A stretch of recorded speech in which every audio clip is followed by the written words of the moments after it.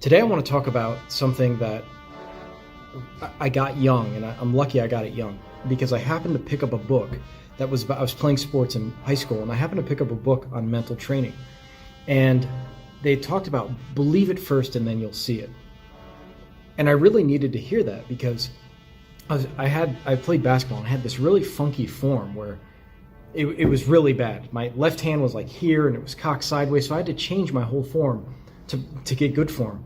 And I was 15 years old, and I was like, gosh, I don't know if I can do it, because the first time I tried to shoot with proper form, the ball went 5 feet and fell to the ground. So I couldn't even get the ball there. But I believed that I could do it. And as I kept believing and believing and believing over the course of 2, 3, 4 months, for the course of a summer, I radically transformed my shot because I had the belief and the vision. I had a mental image of what I wanted my shot to look like, and that belief pulled me forward.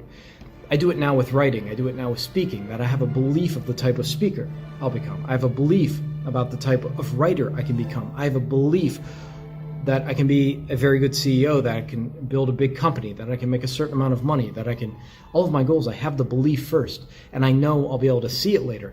I know also that any skill I want to develop, that the skill is behind the belief. So always remember that your belief is going to be ahead of your skill, and you have to maintain that belief that you can achieve the skill, that you can produce the skill, even when you're practicing the skill and you're not performing it properly. Maybe you're performing it in a disastrous manner. Sometimes I write something and I think to myself, I'll have moments of doubt. God, can I really do this? Can I write the way I want to write?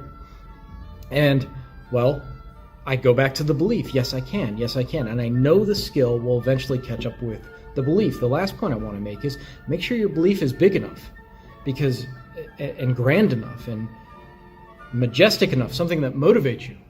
Because if you're going to have a belief to achieve something, a belief to achieve a skill or a certain goal, make sure it's big, because again, it will catch up to it. You have to maintain the belief even when the skill isn't there. If you're a public speaker and you go out and you bomb, a lot of people go home and say, I could never do this, I could never do that but what you have to do is reaffirm the belief, especially when things aren't going well. I tell athletes all the time, when they're in a game, one of the mantras I have them say is, I'm always in the zone, I'm always on fire, I'm always in the zone, I'm always on fire. And I tell them, keep saying that, even though the way you're performing presently has not caught up with the belief. Eventually the game catches up with the belief, and it can happen in an athletic event very quickly. It can happen if you start off a speech and it's not going well. Just keep saying to yourself, I can do this. I get better, I'm going to get better. I'm always in the zone.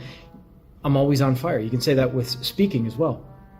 And the reason you say that is because eventually it does catch up. I've had so many athletes tell me they had a bad first, second, third quarter, but they kept saying it, they kept believing, and eventually their performance caught up with the belief, and they had a great fourth quarter. They saved the game. I work with high school, college professional athletes. I work with CEOs. I work with a lot of different types of people and performers, and I tell them, hold the belief.